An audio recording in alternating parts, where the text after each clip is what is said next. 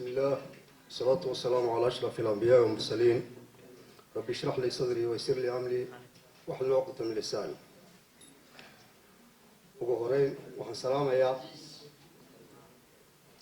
wasiirka diinta iyo awqaafta wasiirkii hore diinta iyo awqaafta wasiirka dibadejinta iyo xubnaha xildhibaanada inama jooga iyo dhammaan marti sharta kale shaqaalaha weynaha diinta iyo awqaafta waxaan idinku salaamayaa dhammaantiin salaamta islaamka assalaamu calaykum waraxmatullaahi wabarakaatu. marka hore mahadoo dhan waxaan iska leh allaha weyn subxaanahu wa tacaala iyo ogolaaday ay siiyey fursaddan aan idinku hortaaganahay maanta. mahadoo dhan isagaa iska leh. mahadda labaad waxaan halkan uga mahad celinayaa madaxweynaha jamhuuriyadda somalilan faqaamat ar-ra'iis maxamed cabdilaahi ciro oo ii igmaday xilkan wasaaraddan sharafta ee karaamada leh ee ka shaqaynaysa umuuraha diinka. waxaan si qoto dheer u fahansanahay miisaanka iyo muhiimadda wasaaraddan ku aadan ilaalinta horumarinta diinteenna suuban iyo ka faa'iidaysiga awqaafta si loo taageero bulshada. shaqada halkan ka qaban doono waxaan xoogga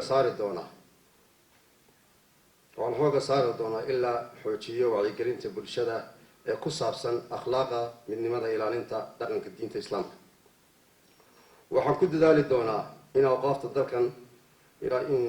awqaafta dalka loo isticmaali doono horumarinta adeegyada bulshada iyadoo lala shaqayn doono qaybaha kala duwan bulshada iyo dowladaba.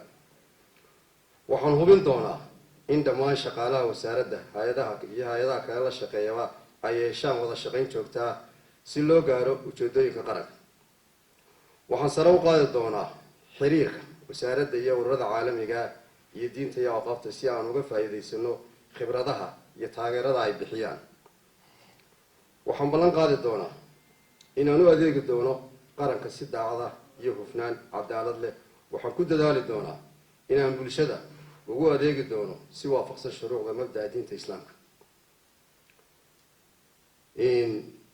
wasaaraddan barakaysan ee karaamada leh waxaan rabay halkan inaan ka sheego anugu waxaan kusoo koray guri macallin qur-aan.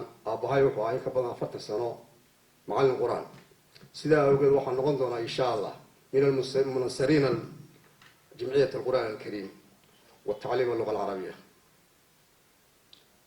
إن قف ولبا قولوا وكسو كريا يلا شابيا ديسا وحن كلاي بكعصنا هذا مانتي إن هذه يقول عيسان إن إلى هاي واسطة في الكوين يا قاضي. إن هذا هو حسي دينا مايو وأنا المهندسين. السلام عليكم ورحمة الله وبركاته.